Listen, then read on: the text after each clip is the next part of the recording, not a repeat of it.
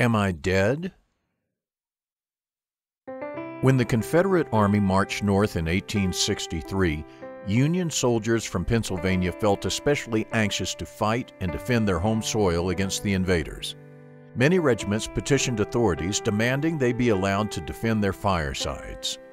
One regiment eager for a fight was the 91st Pennsylvania Volunteer Infantry.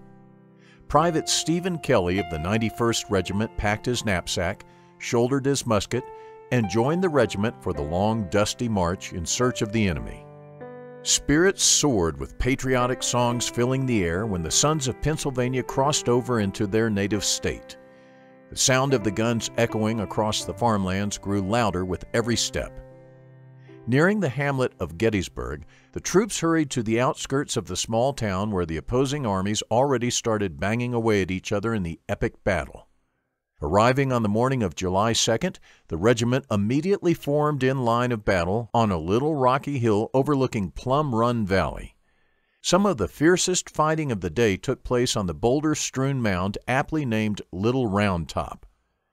The 91st lost 4 men killed that afternoon, including the death of their brigade commander, General Stephen Weed.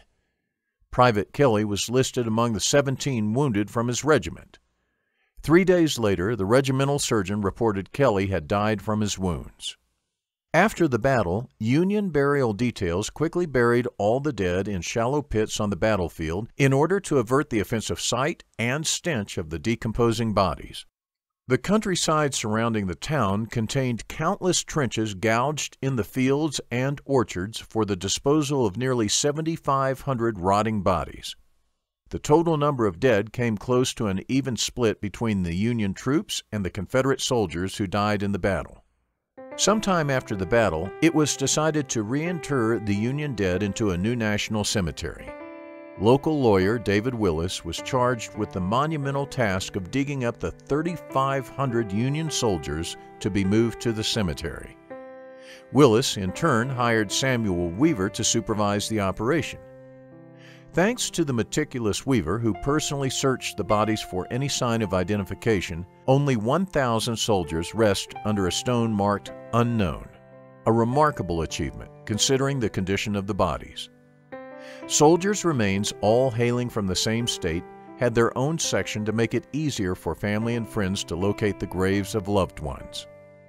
President Abraham Lincoln gave his celebrated Gettysburg Address on November 19, 1863, while dedicating the Soldiers' National Cemetery. The job of reinterring the soldiers was only half completed upon Lincoln's visit. In the fall of 1863, Private Kelly's stone marker was laid along with all the other Pennsylvania boys in the Keystone States section of the new cemetery. All 3,500 Union soldiers who lost their lives in the struggle at Gettysburg rest in peace beneath the hallowed grounds of the well-manicured cemetery. Confederates remained buried on the battlefield until 1872, when Weaver's son Rufus handled the business of sending the bodies back for burial in Southern soil.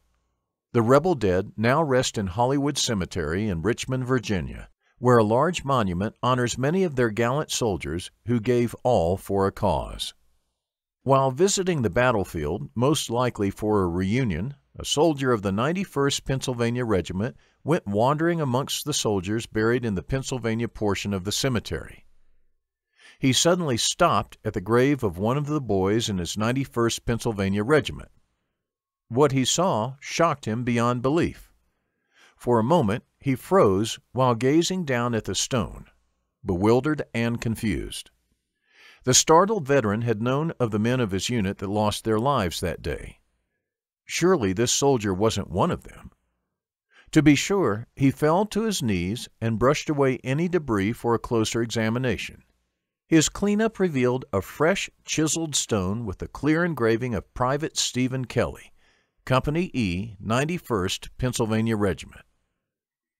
Standing over the stone and looking down at his own grave was none other than Stephen Kelly of Company E, 91st Pennsylvania Regiment. The surprised old veteran of the 91st Regiment was very much alive and well. A quick glance around the cemetery grounds for a practical joker offered nothing.